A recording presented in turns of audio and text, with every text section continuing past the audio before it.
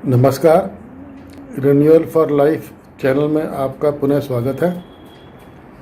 पिछला जो हमारा वीडियो गया था उसका सब्जेक्ट था इम्पोर्टेंस ऑफ कम्युनिकेशन। उस वीडियो के ब्रॉडकास्ट होने के बाद जो लोग मुझे पर्सनली जानते थे उन्होंने मुझे फ़ोन करके कई सारे सब्जेक्ट्स भेजे हैं। उनमें से इस बार का जो सब्जेक्ट चुना गया है वो है मेंटरिंग। मेंटरिंग कोचिंग से और ट्यूटरिंग से थोड़ा डिफरेंट होता है। अगर आप अपने बच्चे की परफॉर्मेंस सोचते हैं कि थोड़ी और इम्प्रूव होनी चाहिए या वो क्लास में ठीक से नहीं कर पा रहा है, तो उसके लिए आप क्या करते हैं, आप एक ट्यूटर अपॉइंट करते हैं जो घर में आता है, घंटा पढ़ाता है और चला जाता है। या फिर आप क्या करते हैं, या फिर आप उसे कोचिंग क्लासेस में भेजते हैं जहाँ पर कि बहुत सारे बच्चे इकट्ठे एक टीचर उनको पढ़ाता है।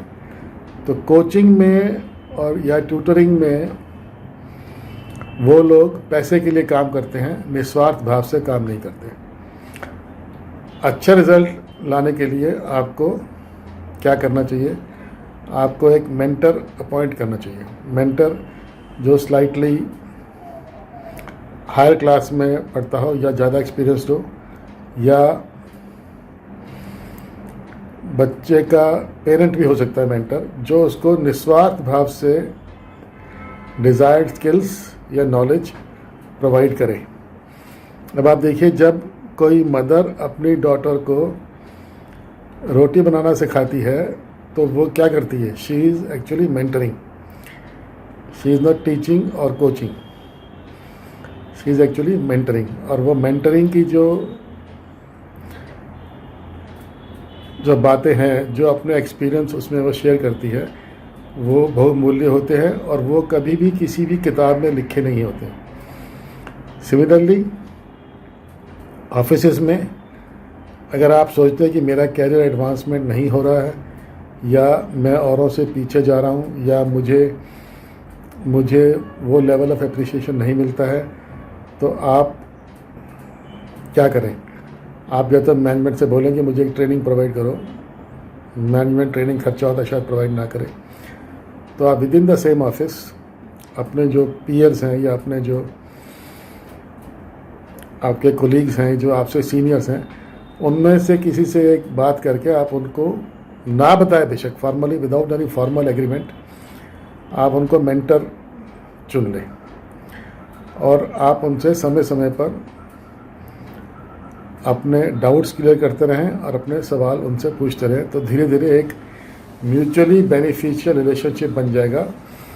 उसमें जो आपको पढ़ा रहे हैं, जो आपसे ज़्यादा एक्सपीरियंस है, वो तो हो गए मेंटर, और जो आप हैं आप हो गए मेंटी। सिमिलरली मदर जब डॉटर को रोटी बनाना सिखाती है तो वो हो गई मेंटर और डॉटर हो गई मेंटी। सिमिलरली अब इसी क्रम में अगर कोई कंपनी ये देखती है कि किसी ग्रुप ऑफ एम्प्लॉयज़ को अपग्रेड करना है, तो वह एक मेंटर के अंडर में 3 या 4 मेंटीज भी रख सकती है, और वो रखती भी है। उससे उसको अच्छे रिजल्ट्स मिलते हैं।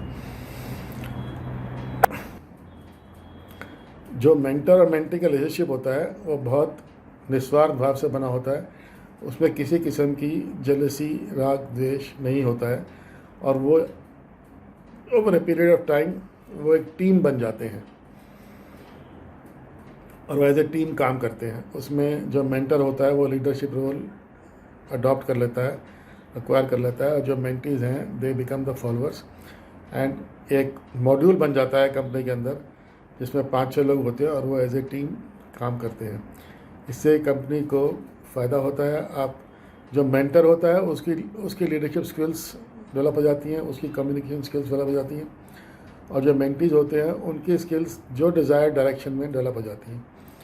और जनरली होता क्या है कि मेंटर जो है अननोइंगली, इनएडवर्टेंटली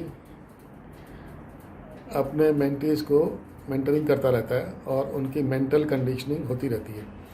अब कभी कभी हमें अब ख्याल आता है, हम जब जूनियर लेवल पे थे तो हमारे बॉसेस हमारे लिखे हुए लेटर्स में कुछ काट छाट कर दिया करते थे और उससे उस लेटर की एफिकेसी बढ़ जाती थी। उसको पढ़ने के बाद लिखता था ये है, बॉस ने कुछ तो कर दिया। चाहे उन्होंने इतना किया कि बेटा ये पैराग्राफ उठा के ऊपर ले जाओ और ये नीचे ले आओ, फिर उसको पढ़ो। अब लेटर की एफिकेसी बढ़ जाती थी, लेटर दमदार हो जाता था। अब हमने उनसे पूछा कि सर आपने ये कैसे किया। उन्होंने बताया कि वो साहब हमारे इलाहाबाद यूनिवर्सिटी से पढ़े थे, उनकी अंग्रेज़ी बहुत अच्छी थी अदरवाइज़। उन्होंने बताया कि हमने जो है कम्युनिकेशन स्किल्स पर ट्रेनिंग ली हुई है और इससे ये हमें पता लगता है कि ये लेटर जो है ऐसे जाएगा। अब एरिया बड़ा इंटरेस्टिंग था, कम्युनिकेशन स्किल्स। तो जो भी लेटर हमारे बैंक में प्रोसीजर ये था कि जो भी लेटर सेंट्रल ऑफिस जाएगा वो रीजनल मैनेजर के अप्रूवल के बिना नहीं जाएगा। अब जो भी लेटर हम लोग लिखें उससे आपके पास जाए उसको बोलते हैं DFA, ड्राफ्ट फॉर अप्रूवल। और ड्राफ्ट फॉर अप्रूवल जो है वो कट पिट के कभी कभी तो पूरा का पूरा लेटर ही कट के हाथ से लिख के आ जाता था और बड़ी इंसल्ट फील होती थी कि हमें एक अंग्रेज़ी का लेटर लिखना नहीं आता। पर हमने हिम्मत नहीं हारी और हम उनसे पूछते रहे। एक दिन उन्होंने हमें ये बता दिया कि आप ऐसा करो, जब आप कोई लेटर लिख के लाते हो मेरे पास, उसको मेरे पास लाने से पहले आप 10 मिनट उसको साइड में रख दो, आप उस मोड से बाहर आ जाओ और फिर उसे पढ़ो और इस तरह से पढ़ो कि जैसे कि आप उस लेटर के रिसिपिएंट हैं, आपको वो लेटर मिला है। तब उसको पता लगेगा कि आप में कैसी फीलिंग्स आती हैं। जो आदमी पढ़ेगा उस लेटर को उसमें कैसी फीलिंग्स आएंगी, और वही सारा कम्युनिकेशन स्किल्स का दारोमदार है। अगर आप किसी को लेटर लिख रहे हैं और आप उससे कुछ रिक्वेस्ट कर रहे हैं, मांग रहे हैं, तो लेटर का टोन वैसा ही होना चाहिए, जो कि हमारे केस में नहीं होता था और जो हमारे बॉस जो थे उसको ठीक करके वैसा बना दिया करते थे।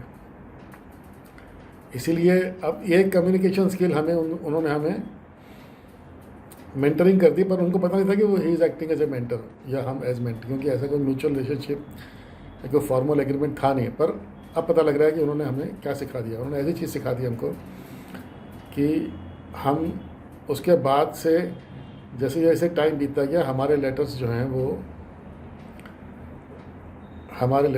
वो बिना काट छाट के वापस आने लगे। इसका मतलब ये हुआ कि हम लोग जो हैं उनके लेवल तक पहुंच गए।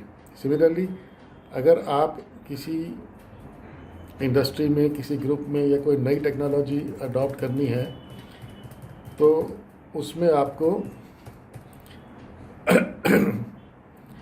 मेंटर अपॉइंट करने चाहिए, ना कि आप एम्प्लॉयज़ को बहुत कॉस्टली ट्रेनिंग के लिए भेजें। मेंटर और मेंटी रिलेशनशिप में आप देखेंगे कि आपकी कंपनी को या आपके घर को या आपके स्कूल को बहुत ज़्यादा एडवांटेज मिलने वाला है। इसमें खर्चा बिल्कुल नहीं है। और मैंने ये काम किया है कि कई बार